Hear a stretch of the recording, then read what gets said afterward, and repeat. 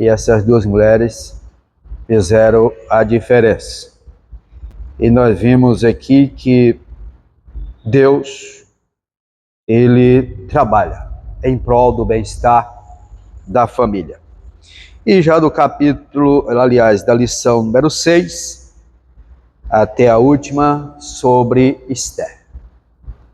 E o livro de Esther é um livro interessante, que não aparece a palavra Deus, mas é um livro onde vemos a manifestação de Deus. A rainha Esther, essa judia, juntamente com Mardoqueu, seu primo, eles fizeram a diferença ali no Império Medo-Persas, sabendo que o plano de Deus, após o cativeiro babilônico, 70 anos do cativeiro, era que todos retornassem para Jerusalém. A profecia através de Jeremias era essa. Mas, quando chegou o tempo que Ciro assume agora o Medo-Persa, que vê que estava citado o nome dele, através do profeta Isaías, que ele queria assinar a libertação, decreto de libertação do povo, voltar para sua terra, voltou muito pouco. Voltou aproximadamente 5%. O restante ficaram lá em Suzane. Estavam bem empregados, bem alicerçados, e eles que vão voltar para aquela Jerusalém, reconstruir uma cidade que havia sido destruída, começar do zero não é fácil, vamos ficar por aqui. E eles resolveram ficar. E foram aquela leva, 50 mil, para reconstruir o templo. Mas a conta, a hora ela chega, né? E a conta chegou para aqueles que ficaram lá. Foi quando Deus, ele provou aquele povo. Estavam muito acomodados. Comodismo nunca é bom. E eles estavam acomodados. E veio um despertamento através de um personagem chamado Amã, que era inimigo do povo de Israel, Agagita. E quando ele chegou ao topo do poder, a primeira coisa que veio foi a vingança. Foi destruir o povo de Israel. E ele comprou uma briga muito séria, que é mexer com o povo de Israel. Mexer com o povo de Israel, mexer com crente, não tem resultado bom. E dentro daquela levante dele, o povo foi buscar o Senhor. Eles foram orar a Deus, para Deus dar uma saída. Como que eles iam sair daquela situação diante de um decreto que estava assinado? Amã, muito articioso, ele fez uma proposta para o rei Assuero, que tinha um povinho ali, que ele estava dando prejuízo para ele. E que ele destruía aquele povo e o rei tinha um reforço de capital muito grande. Ele se encarregaria de fazer isso. E agora faz aquele decreto e espalha.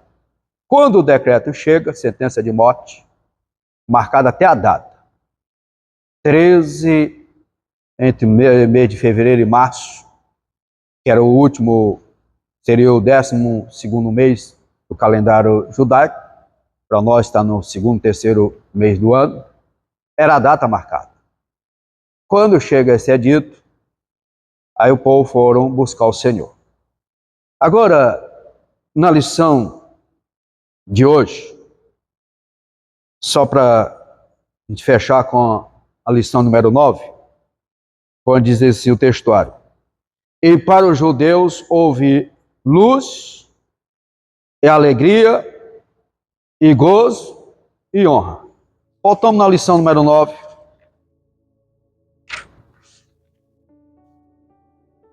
Lição de número 9. na leitura bíblica em classe, do capítulo, que é o capítulo 4, e o versículo 3. Aqui foi quando eles receberam o edito.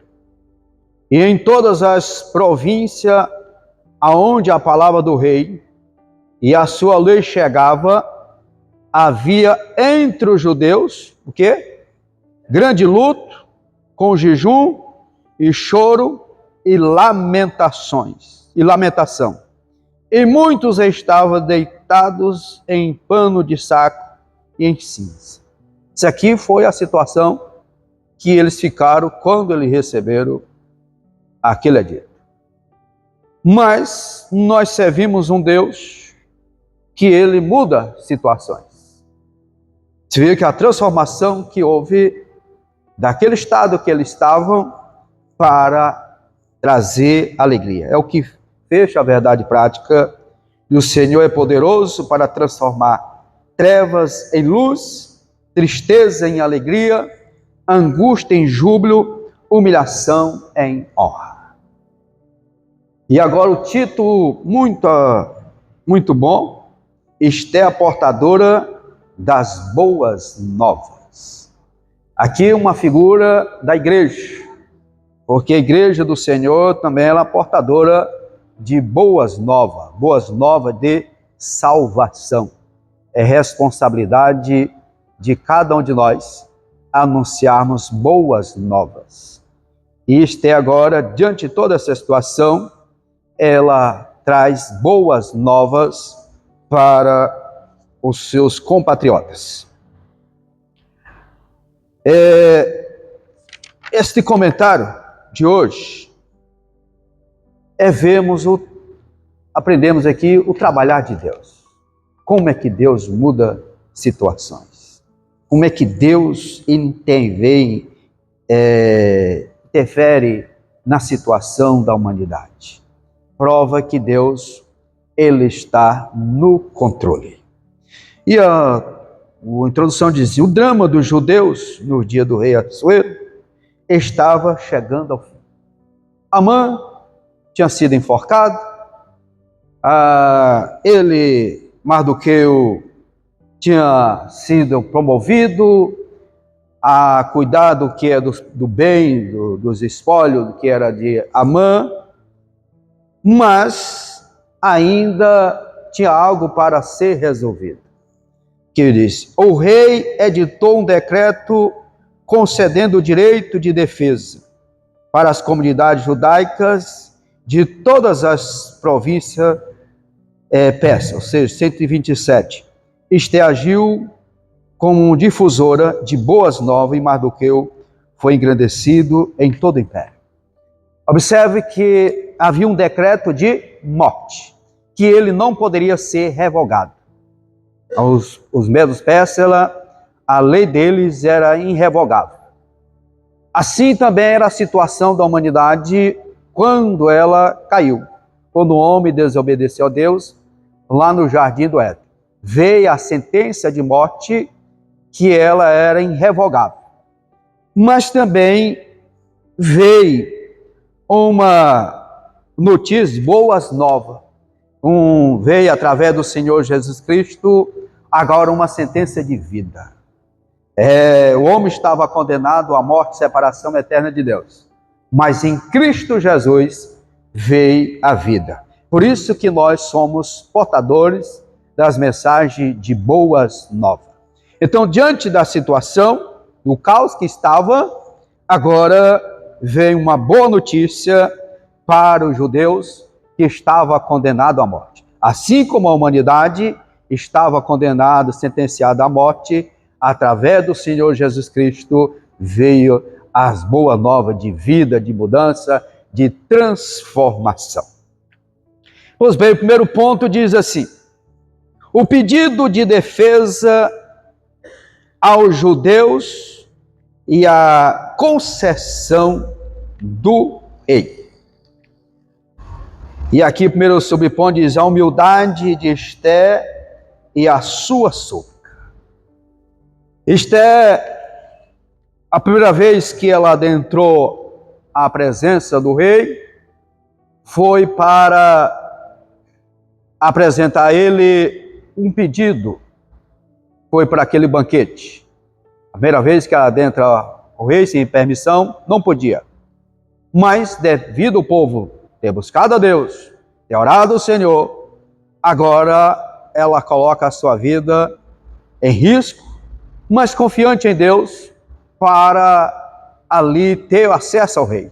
E quando ela entra para dentro do rei, nós vimos nas lições anteriores, que ela apresenta a ele e ele atende ela, estende o cetro, que era a forma de aceitação, e ela convida ele para o primeiro banquete, ele vai, participa. Quando ele coloca à disposição dela o pedido que ela quisesse fazer, ele disse que até a metade do reino daria para ela convida para o segundo banquete. E foi aquele período entre um banquete e outro, que houve aquela promoção, aquela honra, reconhecimento do rei Assuero para com Mardoqueu. E foi ali ele sendo honrado nas ruas de Suzã. Ali com todas as honras, nas vestes do rei, cavalo do rei, e puxado por aquele que queria a sua cabeça. Então, diante dessa situação, ela, no segundo banquete, ela pede a cabeça, ela diz que era Amã, que era o que havia sentenciado a morte do seu povo.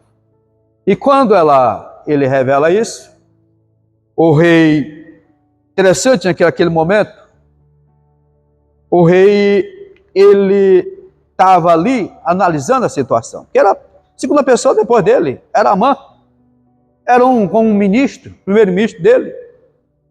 E agora, quando ele observa, é como se ele estivesse persuadindo Esther, pedindo a Esther para poupar a vida dele. E o rei tem uma interpretação ali totalmente diferente. E no momento que ele está ali, chega alguém. Chega um personagem lá e diz que Amã havia construído uma forca de 20 metros para enforcar Mardoqueu, aquele que tinha livrado a vida dele. Quando aquele personagem fala isso, imediatamente ele é ordenado para que fosse enforcado. Agora, essa lição nos traz algo interessante, que é a lei da semeadura. Nós vimos que o que o Amã queria para ele foi para Mardoqueu. E ele queria ser honrado. Ele imaginou que aquela honra que foi prestada a Mardoqueu seria para ele. Ele seria esse cara que deveria ser honrado pelo rei, reconhecido. Então ali foi para Mardoqueu. E a sentença que ele queria para Mardoqueu foi para ele. É a lei da semeadura. A lei da semeadura, ela é irrevogável. O que o homem planta, ele colhe. Não tem como ele fazer um plantio e colher outra coisa, não. É o que nós plantamos. Então, Amã, ele colheu o que ele plantou. O que ele desejaria de benefício bom para ele, foi para Mardoqueu. E o que desejou de mal para Mardoqueu, foi ele que colheu. Então aqui a rainha Esther, ela se prostrou quando ela falou essa situação. Agora, Amã tinha sido enforcado, mas não tinha resolvido o problema. O problema continuava, que era a sentença. Faltavam 9 meses para chegar o dia da matança dos judeus. E agora a rainha, mais uma vez, ela adentra a presença do rei e se prostra. Ela se humilha diante da presença dele, ali suplicando em pranto pela revogação daquele edito de sentença de morte. Quando ela prostra ali diante do rei, o rei, mais uma vez, estende o cetro para ela. E aí foi quando ela fala para ele dessa sentença. Nós vemos aqui a humildade dela, ela suplica o rei para que houvesse, revogasse aquele edito de Amã. E disse: no dia 13 do 12º mês, como nós vemos aqui, mês entre mês de fevereiro e março, nosso calendário, os inimigos dos judeus poderiam matá-lo em todas 127 províncias. Aqui nós vemos aqui que tem pessoas ruins, que eles morrem, mas deixa algo para ser corrigido. Amã, ele morreu, mas deixou algo deixou um prejuízo, deixou algo para ser reparado. As consequências tinham ficado, não tinha ido junto com ele. É bom quando a pessoa parte e deixa bom legado, deixa as coisas fáceis para resolver. Ele aqui não, deixou uma situação embaraçosa ainda para o povo de Israel. E o que poderia ser feito para evitar esse extermínio em massa? Porque o decreto é do extermínio. E então a súplica de humildade de Esther, de maneira reverente, que ela buscou, para que revogasse aquele edito, diz: Assuero fez ver a rainha que já havia tomado as medidas que estava ao seu alcance. Então o rei tinha limite. Ele assinava uma lei que ele não poderia revogar ela, diferente de quando era o Império Babilônico, porque a lei era o próprio rei. Ele assinava, ele desfazia, tudo era ele. Mas aqui não. Aqui havia uma lei que estava acima do rei. E observamos que Assuero não tinha muita preocupação em assinar, ler primeiro o que ele estava assinando, não.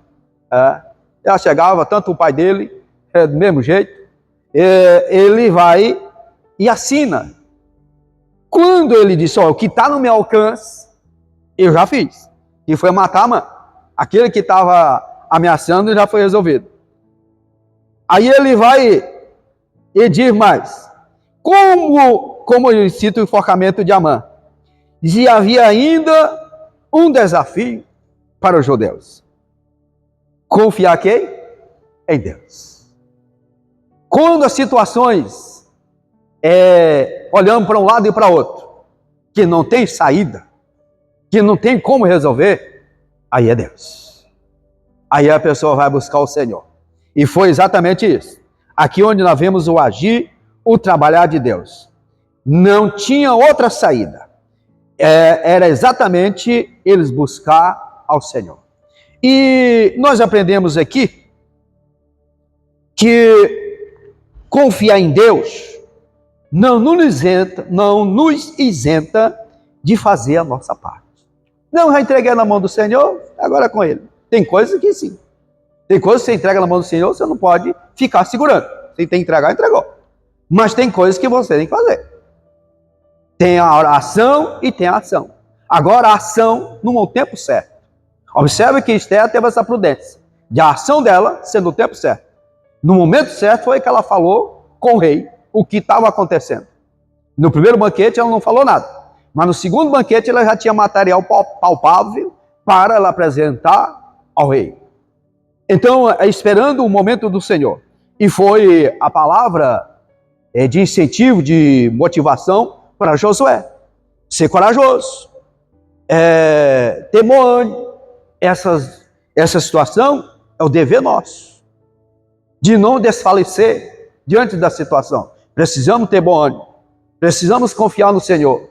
E um dos conselhos, buscar Deus, porque nós vemos aqui de Josué, disse: olha, medito na palavra dia e noite, porque a palavra, ela que vai dar essa estrutura para nós, diante das situações adversas, nós permanecemos firmes. É o que Paulo escreve, a carta aos Efésios, capítulo 6, se não me engano, versículo 3, que nós precisamos, que o dia mau, ele não estamos isento dele. Ele pode vir, mas no dia mau nós precisamos vencer ele e permanecer firme. E como que acontece isso? Mediante a palavra do Senhor nas nossas vidas. Então o dever de buscar a parte que nós devemos fazer, nós temos que fazer. Agora o impossível é com o Senhor. Observe que na ressurreição de Lázaro, tirar a pedra foi o homem. Ressuscitar Lázaro foi o Senhor Jesus. Tirar as ataduras dele foi o homem. Então, aquilo que é para o homem fazer, Deus não faz. Deus só faz aquilo que é impossível para o homem. Então, ela se humilha diante do Senhor. porque ela precisava agora de uma segurança. Aí é onde entra a segurança jurídica. Que eu li esse aqui e fiquei assim analisando, quando citaram o Brasil aqui como um país democrático, né? Mas vamos já chegar lá. Nós vimos que a lei do Império Persa, ela era tirânica, autoritário e excêntrico. Ele assinava, mas ele não tinha o poder de revogar. Havia um limite para todas as ações do rei. O império da lei dos Medos Persas, nós vimos que no caso de Dário, ou Dario, quando Daniel foi promovido, a terceira pessoa entre os três príncipes, os três ministros, do rei Dário, já nesse império Medo-Persa, e aqueles que tinham inveja de Daniel, porque diz que Daniel tinha um espírito excelente. Quem tem um espírito excelente, ele sobressai em qualquer lugar. Eles tiveram inveja dele e procuraram encontrar alguma falha em Daniel. Olhava, não encontrava. Disse, só tem uma maneira: nós encontrar falha no Deus que eles servem, no Deus dele. E aí eles têm a orquestra lá, um plano. Disse, olha, chegaram durante 30 dias, se alguém buscar outro Deus, e se buscar o homem que não seja o rei, ele será lançado na cova dos leões. E ele chega para o rei com esse projeto, e o rei lá vai, assina. E agora eles foram observar Daniel. Daniel ficou sabendo do edito. Daniel desesperou? Não. O que Daniel fez? Continuou orando. As nossas vitórias, ela vem através da oração. Não é diante de uma situação, de uma sentença, ou de um laudo médico, que a pessoa vai desesperar. Não. Nós temos um Deus que é poderoso e que intercede por nós. Bastamos nós confiar. E Daniel continuou orando, 3 vezes ao dia. Ele orando, e viram Daniel orando. Disse, olha, rei, você lembra daquele edito que se assinou, e durante 30 dias, se fosse alguém buscando, não fosse o rei, buscando que não fosse o rei, e seria lançado a cova? Sim, eu lembro do dito. Hoje aquele teu Daniel, do ministro aí, pegamos ele buscando o Deus dele. Quando o rei soube disso, ele entristeceu, porque ele era muito amigo de Daniel. E a Bíblia diz, se olhar no capítulo 6 de Daniel, no versículo 14, ele lutou o dia todo para tentar mudar essa situação. Ele não conseguiu mudar. Mas também ele não conseguiu dormir.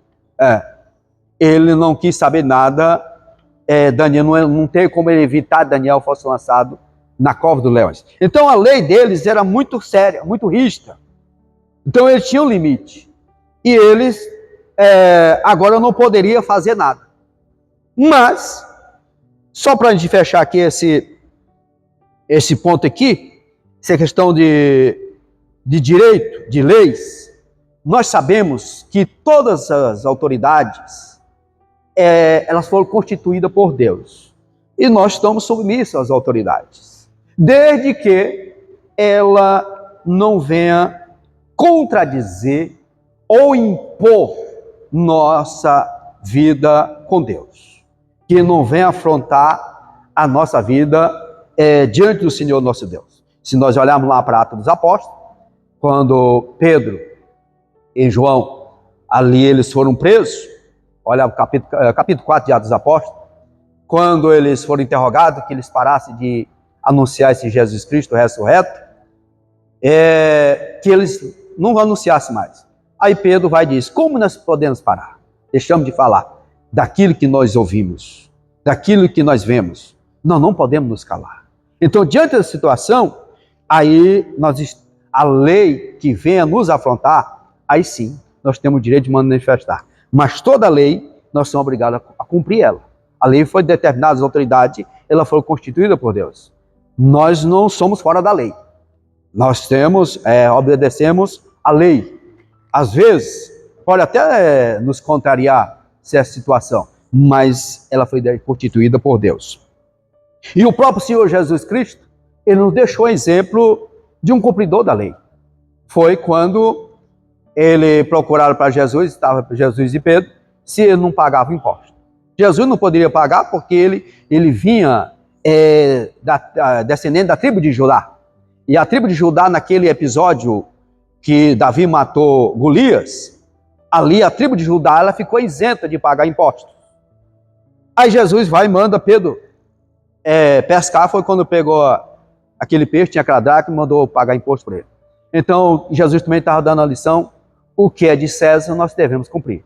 O que é imposto, IPVA da moto, né, do carro, dever nós pagarmos, né.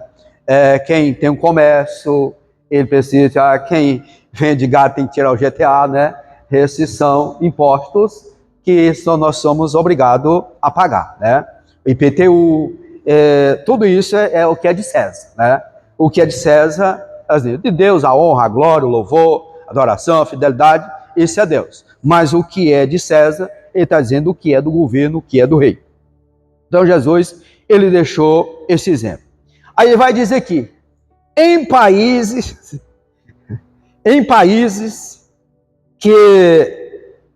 democráticos, como o Brasil, em países democráticos como o Brasil, todos os aspectos da vida pública e privada são regrados por um ordenamento jurídico, sobre uma Constituição.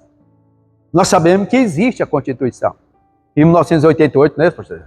Ela foi feita, dando todos os poderes, dando deveres e obrigações, benefícios e obrigações, não é isso? Direitos e deveres, melhor dizendo. Direitos e deveres. Às vezes tem pessoas que só querem o direito, né? Esquece dos deveres. Mas é os dois. Então, isso é necessário para que haja previsibilidade e segurança jurídica. O que nos garante você pagar o INSS? É que você, chega um tempo, você vai aposentar, não é isso? Ele dá um direito de aposentadoria. A Constituição, ela nos garante. A Constituição, ela nos dá muitas garantias, benefícios que a pessoa tem. Às vezes, o governo, se não me engano, parece que foi no governo Henrique Cardoso, ou o governo o presidente que mais trabalhou com medida provisória, né? Ele não tinha o direito, não tinha o dever, mas ele emitia uma medida provisória, que ela valia por 30, 60 dias, terminava, fazia alguma alteração, emitia outra novamente. Então, por quê? Porque a Constituição, ela não dá o direito. Aí ele vai, porque a Constituição, ela só pode ser alterada pela Casa, ou do Senado e do deputado federal. Essas duas casas do Legislativo que cria leis. Só eles podem alterar.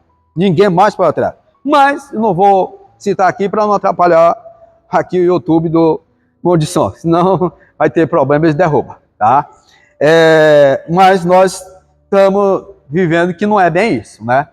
Não é isso aqui que está acontecendo no nosso dia, a obediência à Constituição. Ela está sendo violada, né? Ela não está sendo cumprida na sua essência, que era para ser.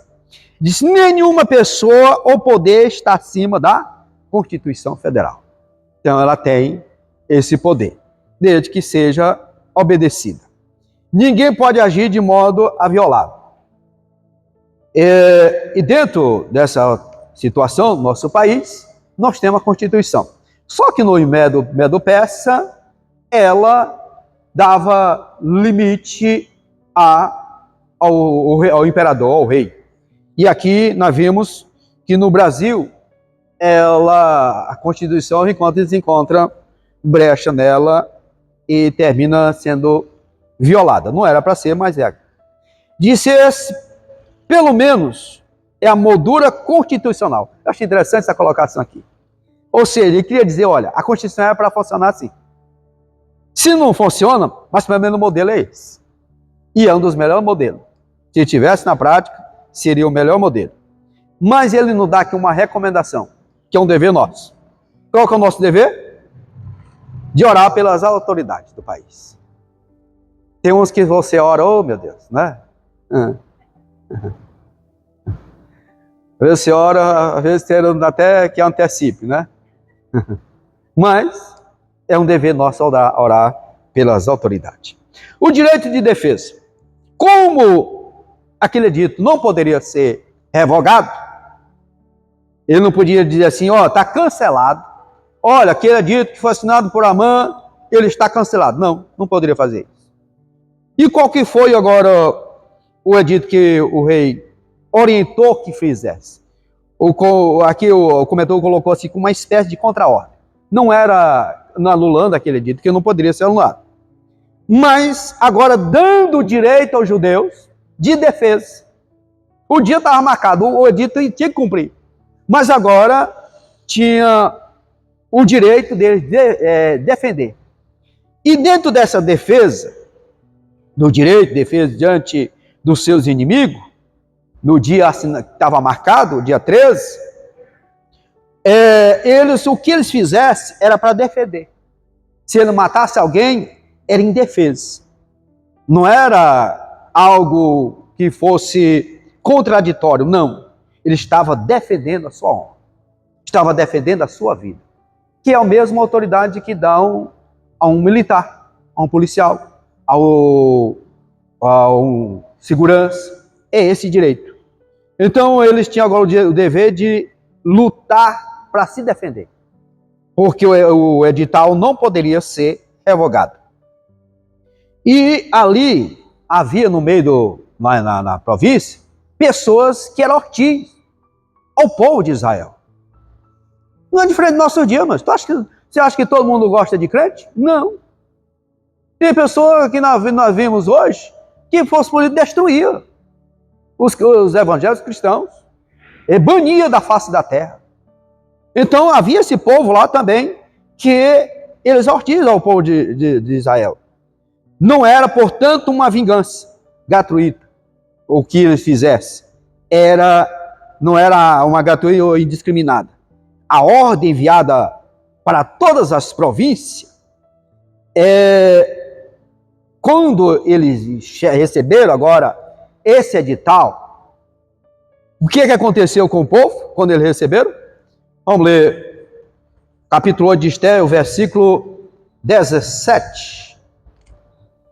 Esther 8 e 17. Também em toda a província, em toda a cidade, onde chegava a palavra do rei e a sua ordem, o que havia? Havia entre os judeus alegria, gozo, banquete e dia de fogueira. E muitos entre o povo da terra se fizeram judeu, porque o temor dos judeus tinha caído sobre eles. Aqui, quando esse edital chegou, dando o direito de defesa, teve muitos que chegaram a se tornar judeu. Eu diria que aqui a conversão por certa situação, né? Foi por conveniência. Né? Eles se tornaram judeu por conveniência. Ou seja, se tornaram prosélito. Tem pessoas que às vezes aceitam Jesus por conveniência. Né? Diante de uma situação que o negócio está quase que irreversível, né? Os canudinhos estão dentro, está no nariz, aí ele aceita Jesus. Né? Foi igual esse povo aqui. Ele viu que a situação não estava boa para ele, disse, vamos aderir esse povo aí, e você agora é judeu. Né? Tomara que todo mundo ouvisse o evangelho diante de situação, aceitasse Jesus, meio por conveniência, se tornasse um cristão, e o Senhor podia trabalhar mais na vida dele. No dia da pretendida matança, aconteceu o contrário do que esperava os inimigos. O inimigo assim estava a contagem regressiva para a matança dos judeus. Ele queria extirpar os judeus da face da terra. Mas aconteceu o contrário. Os judeus se assenhoraram deles. Em vez deles pegar o judeu, agora para matar, agora é o judeu que estava se defendendo. E, inclusive, estava até sendo ajudado pelos nobres de todas as províncias. O povo se aderiram ou se juntaram ao povo de Israel para proteger eles. Em todas as 127 províncias. E na cidade de Suzã também foram mortos 500 homens. E no total, todas as províncias, foi 75 mil pessoas que foram mortas. Mesmo você vê quanto pessoas estavam querendo dizimar os judeus. Judeus até hoje, mas perseguidos. Quantas nações se levantam contra os judeus, mas não prevalece. Porque aquele povo é o povo da promessa do Senhor. Ali está debaixo de uma aliança de Deus com Abraão. A aliança que Deus fez com Abraão, ela permanece. Agora mesmo, nessa reunião da ONU, eu vi o discurso do Netanyahu, e todas as nações têm se levantado. Ontem mesmo foi um extermínio lá, mataram muito daqueles que estão lá se levantando contra aquela nação ali vizinha, contra os judeus. Em vez de destruir os judeus, estão sendo destruídos. Hamas, os judeus têm se levantado com os judeus, mas não têm prevalecido. Porque nação nenhuma vai prevalecer contra a nação de Israel. Porque é do causa da promessa. A mão do Senhor está estendida sobre aquele povo. De todas as maneiras tentar destruir Israel, mas não consegue, porque é um povo da promessa. E quando aconteceu essa situação, observe que eles tinham 9 meses para distribuir aquele decreto, segundo decreto de Boas Novas, no sentido deles ter o direito de permanecer em defesa. O dia o correio daquela época não era igual hoje. Lá não havia Sedex, né? E nem muito mais a rede social hoje para mandar uma mensagem em tempo real. Não, era através de animais. Cavalaria do rei, que era o transporte. E pela extensão que era o tamanho do império, 127 províncias, não era fácil, mas chegou a tempo, pela a mão do Senhor, Deus intervendo em favor do povo de Israel. Agora, passou o dia da peleja, o povo de Israel escapou, estavam jubilosos, mas agora precisavam comemorar. Comemorar o quê? A morte dos 75 mil? Não. Comemorar a vida, celebrar a vida. Celebrar a vida é algo maravilhoso. E eles estavam celebrando agora a vitória deles por estar com vida. Que agora é o segundo ponto. A Rainha Esther escreve boas novas para o seu povo. Que essa boa nova, ela diz assim, no dia 14 do segundo mês foi uma grande festa para o judeu de todo o Império Persa. O sentimento de alívio pelo grande livramento tomou conta do povo judeu e precisava ficar marcado. Aqui, amado, não é um calendário nacional, é um calendário judaico. É um dia especial deles. De 2 dias, eles celebraram, dia 14, dia 15, eles celebraram, que é a festa do Purim. Observe que Amã tinha feito o sorteio para o dia do Pur, seria no singular. E Purim, ele é no plural. O dia 13, para Israel, esse número, eles do 12º já vai para o 14º. Em termos de construção de prédio, não tenho o 13º andar. Do 12º já vai para o 14º. Número 13 não é muito bom não, né?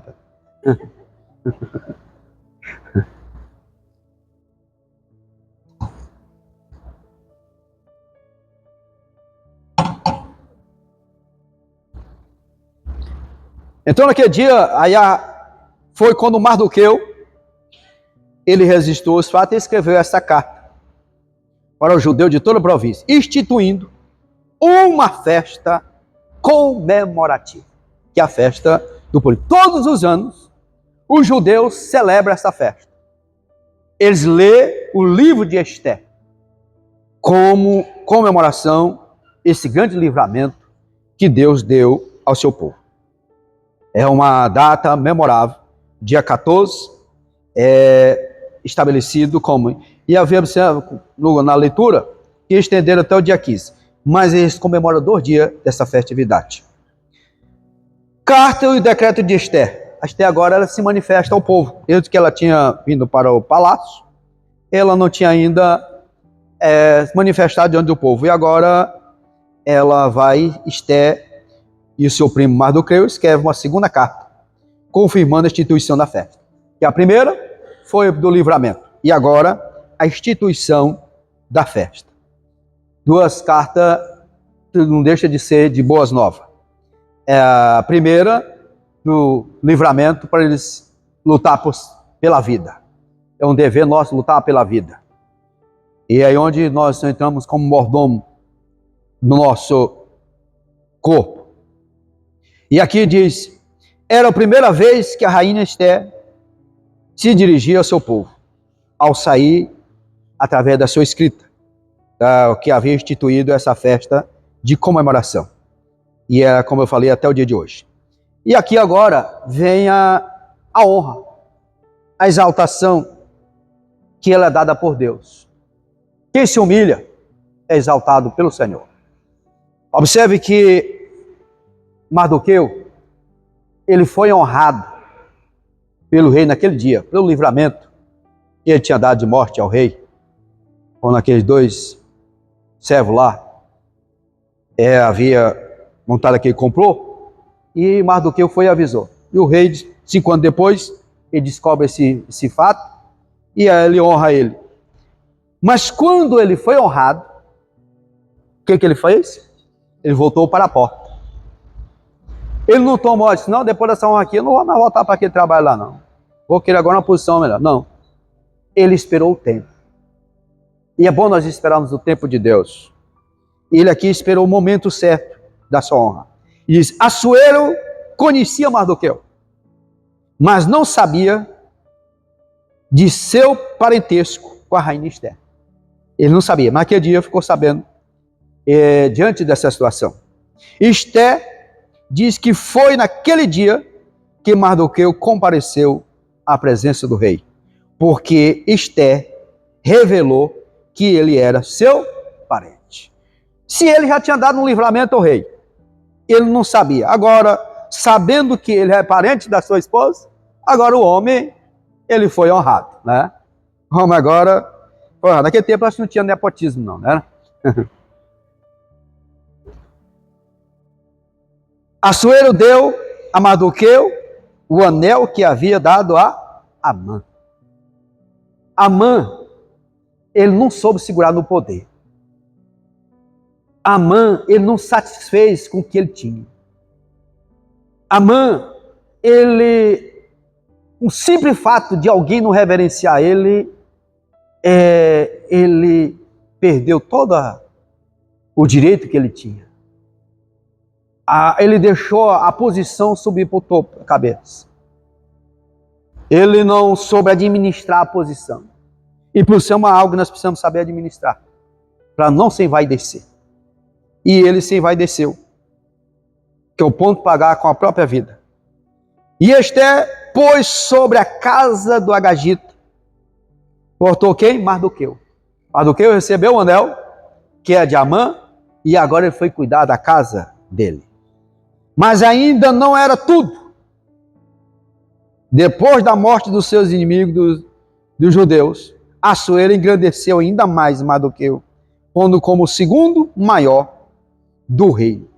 Posição que era ocupada por quem? Por Amã. Interessante que Mardoqueu se tornou notável.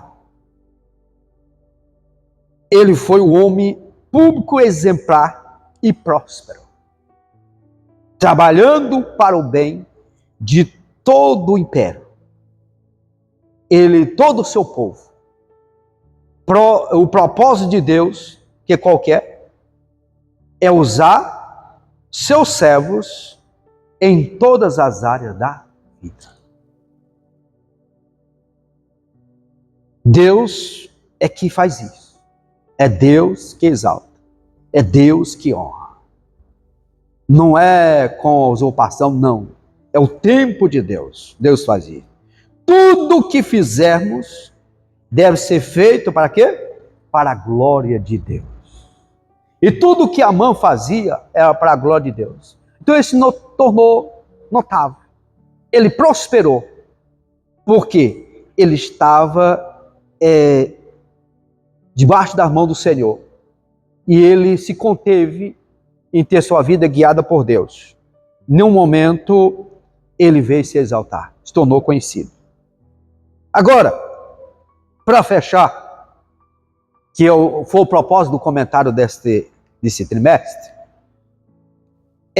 a mulher é chamada por Deus para ser relevante no mundo. Ou seja, que tem importância no mundo. A palavra relevante, ela tem um sentido de grande importância. Aquilo que é importante.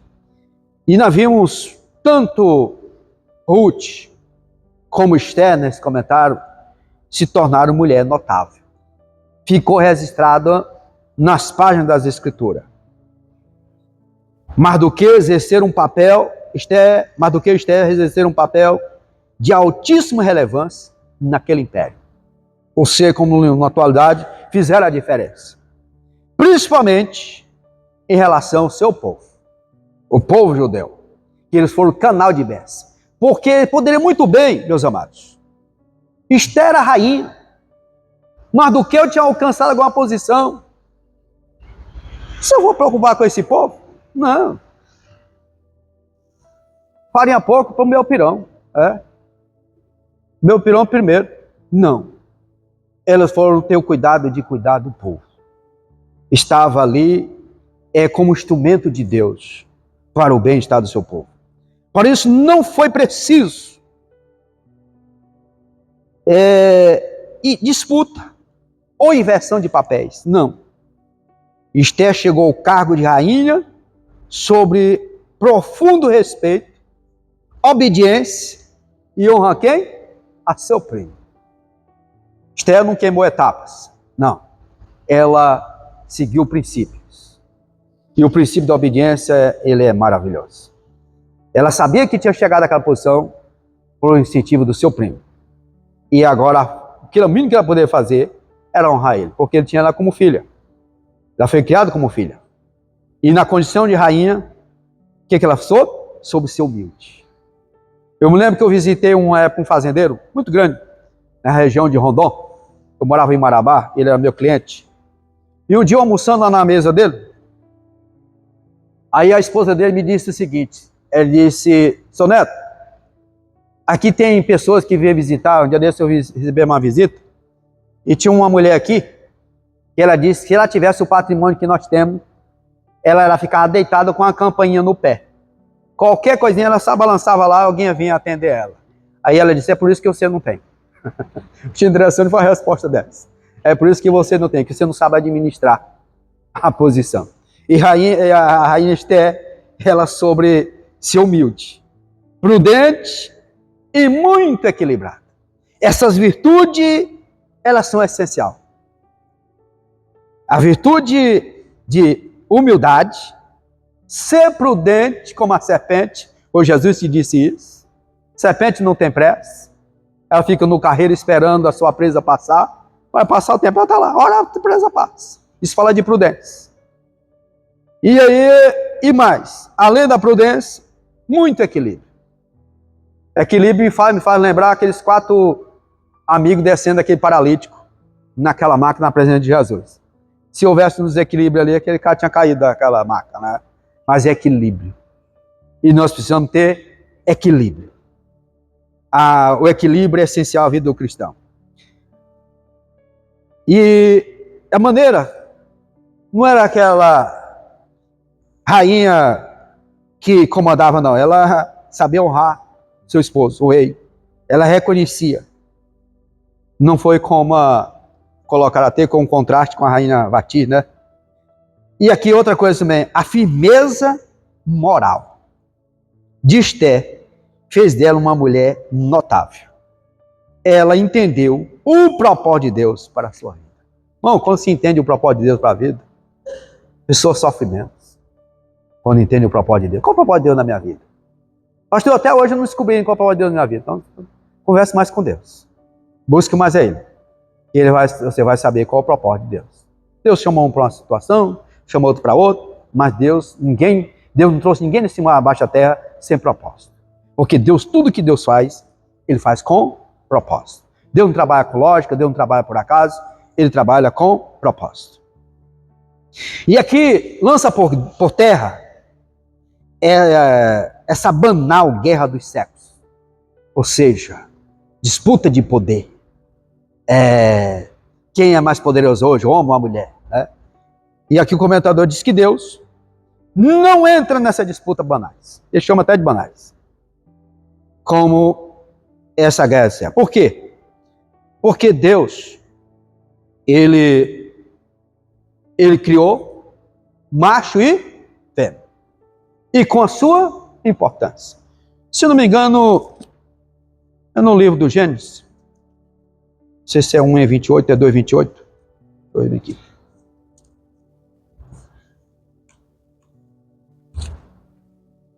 É 1:28. Diz: E Deus abençoou, e Deus os abençoou, e Deus lhe disse: Frutificai, multiplicai-vos, enchei a terra, sujeitai e dominai sobre os peixes, do mar sobre as aves do céu, e sobre todo animal e se mova sobre a terra. Ele está falando aqui no plural, falando para duas pessoas. Ele não está falando só para um, está falando para duas. Estava falando para o casal. Hoje é que a mídia, a evolução, ela colocou essa situação dessa disputa de papéis, mas cada um tem a sua importância e o seu papel a ser desempenhado.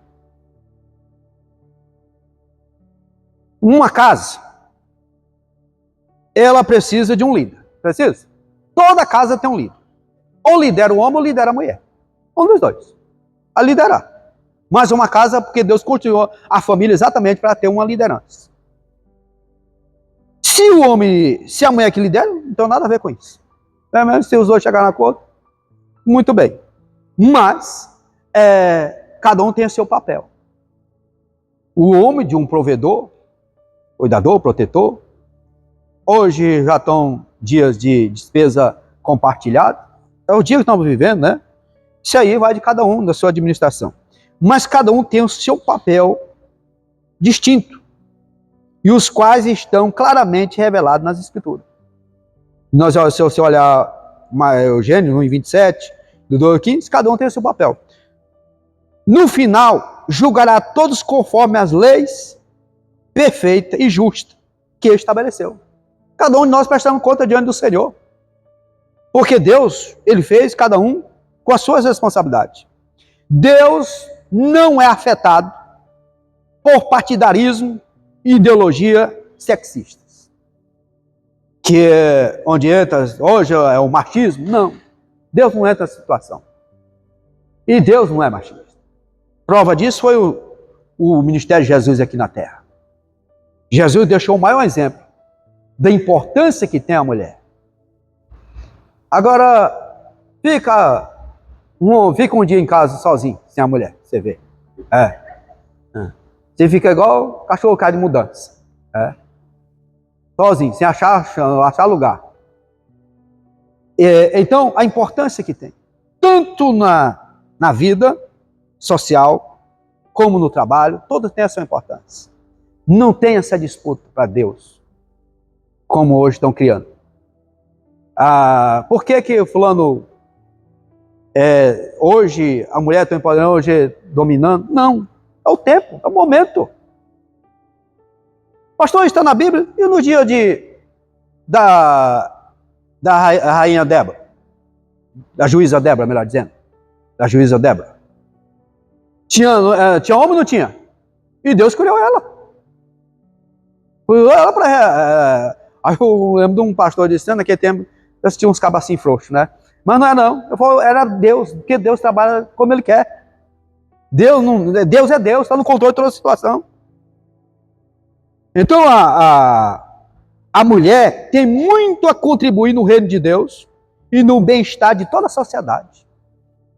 Toda a sociedade.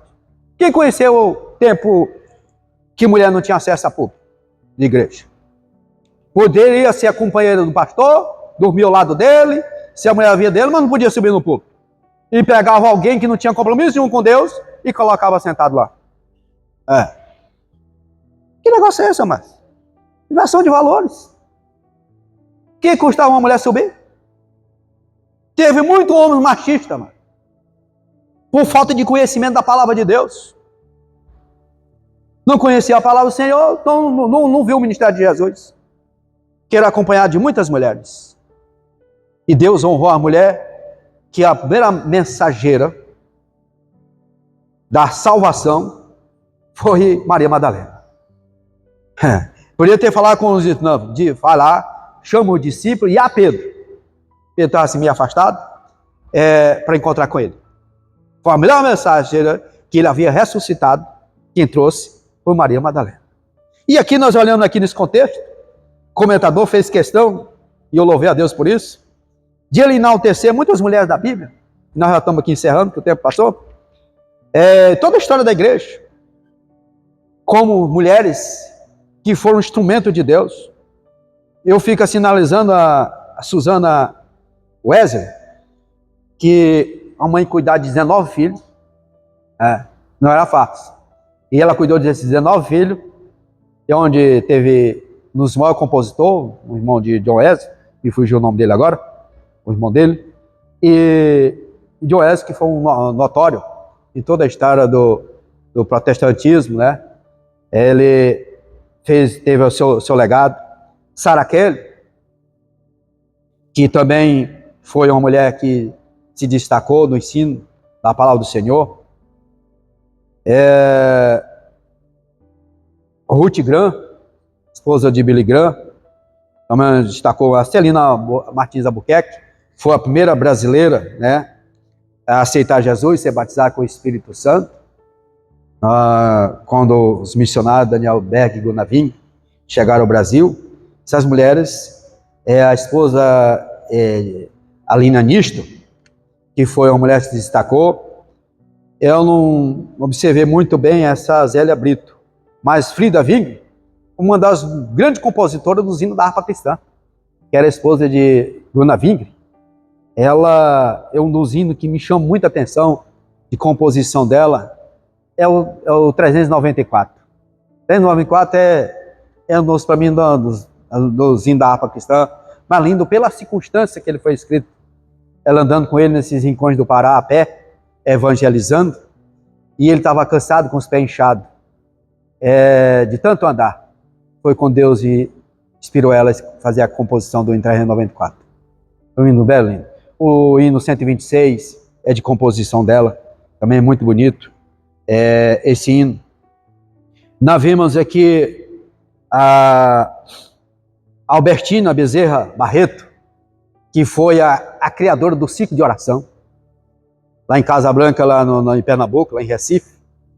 Ela tinha uma filha que era deficiente e estava sentenciada a morrer, e ela chamou umas irmãs para fazer uma campanha de oração na casa dela para essa filha, Zuleika, né, filha.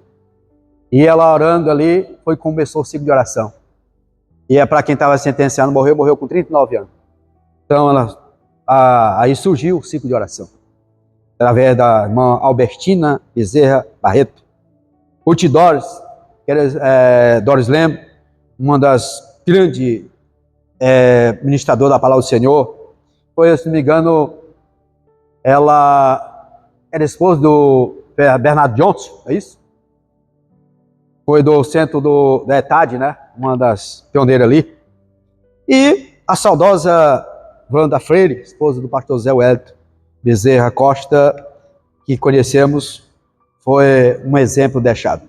E muitas mulheres anônimas, talvez não está registrada nas páginas dos livros, compêndio, mas está registrada diante do livro das obras, diante do Senhor, por aquilo que tem feito.